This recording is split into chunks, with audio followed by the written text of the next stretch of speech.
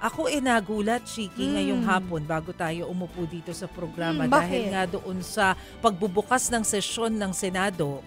Ano ngayon after ng break nila, nag-open ang session sa Congress, nag-open ang session sa Senado. Ang inaantabayanan ko yung politika sa Senado kung mame-maintain ang leadership o hindi. Abay, iba yung lumabas na balita. Ano na Hindi ba? Doon, Lumabas. doon sa naging pahayag ni Senator Jinggoy Estrada, inanunsyo niya na nasa intensive care unit pala si Secretary Juan Ponce Enrile, dating Senate President Juan Ponce Enrile, na ngayon po ay Presidential Legal Counsel. Naku, pagaling po kayo. Pero mas maigit, Chiki, bago natin paghuntahan yan, pakinggan natin yung mismong sinabi ni Senator Jinggoy. I've just received a very, very sad information that our former colleague, former Senate President Juan Ponce Enrile, is currently in the intensive care unit of an undisclosed hospital suffering from pneumonia. And I heard from a reliable source, a very, very reliable source, that he has slim chances of surviving. And I hope all of us here present can have a short prayer.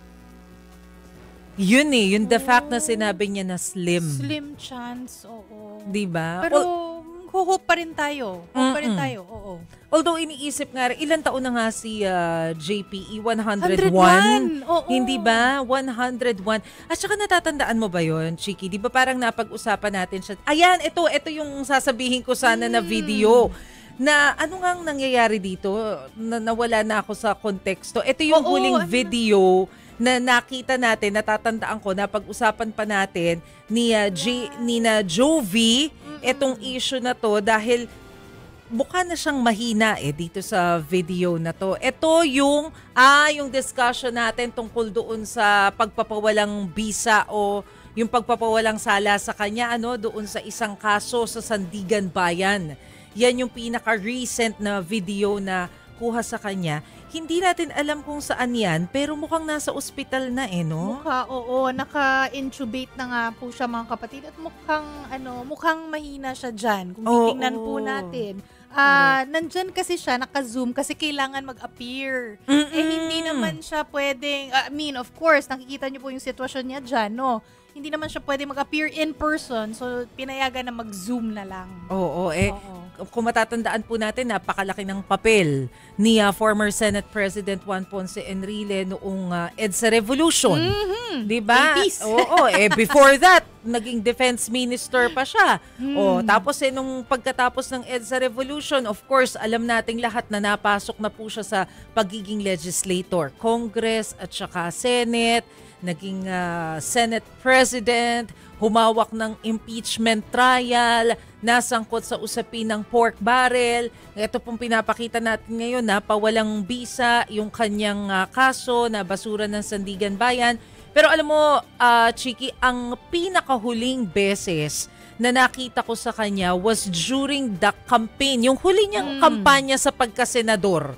Anong taon ba yun? Sabi ni Arvic 2019 na hirap na siyang makarinig. Kaya ang natatandaan ko, kaming mga COMELEC reporters nung time na yon, para makapagtanong sa kanya, yung kanyang staff, pinapapanik na talaga kami sa stage para sabihin mismo sa tenga niya kung ano yung tanong namin. Pero may hearing aid ba siya? May hearing aid siya.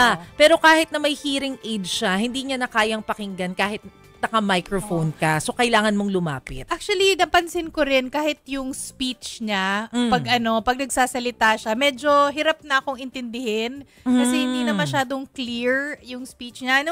Lately na lang po, mga kapatid. Pero lagi yung mga nakapaligid sa kanya, laging sinasabi, mga nakakakilala po talaga sa kanya nakapaligid na, and siguro si Manse narinig niya rin ito, napaka-sharp ng utak pa rin. Ay! Oo. Totoo. Kahit mahinan yung the rest of the body, ang sharp ng utak. Sharp pa rin talaga. At saka makikita rin naman natin yung kanyang mga legal opinions, yung mga political opinions sa kanyang social media. account. Although I'm sure may tagasulat na Oo. noon, pero galing pa rin naman sa kanya yung mga thoughts na yon. At saka kasi never namin siyang nakita sa Malacanang kahit na Presidential Legal Oo nga Counsel naman. siya. Yes. Given naman kasi may edad na talaga siya, 101 years old. Kapag nakikita namin siya through pictures na lang or through videos na nag-a-attend siya ng cabinet meeting. Pero nag-a-attend pa rin talaga. Meron mga pagkakataon na nag-a-attend siya, not regularly, but may mga pagkakataon in the past during the Marcos administration na nag-a-attend siya. Natandaan mo ba kung kailan yung last Nako, niyang nag-attend? hindi ko na maalala. Okay. Medyo may katagalan na rin. Dati kasi, ang tanggapan ng Presidential Legal Counsel, doon mismo sa New Executive Building, yung building sa Malacanang, kung nasaan naroroon yung press office. Kaya madali naming mapanikang tanggapan ni dating Secretary Panelo noon kasi nasa taas lang namin siya.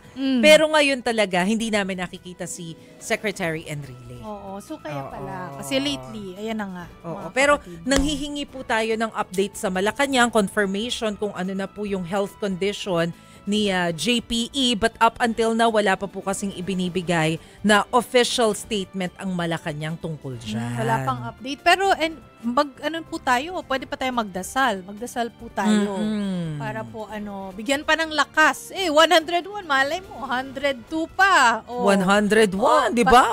Valentino to Ay, February Ilang buwan na lang. 14. Oo, November na ngayon. 3 buwan na lang. Valentine's Day ang birthday.